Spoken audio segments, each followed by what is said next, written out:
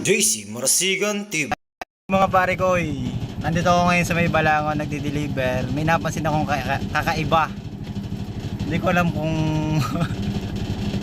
kung ano nangyari sa Pilipinas. Bakit Puta edi wow! nagaganito? Ngayon lang ako nakakita ng niyog na bunga ipinya. What? Bro, what are you talking about, man? Ito siya. Ayun o, pinya. Oh, hindi nakabatong lang. Buhay na buhay ang ugat. Oh. Sana ko pinatong lang patlanta na yan, di ba? Sheesh. Oh, pinya. Kasamahan ng buko.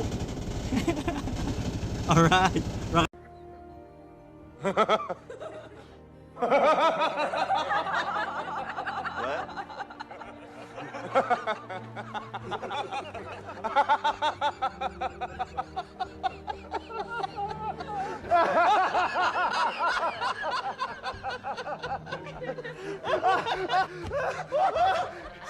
Crash, great.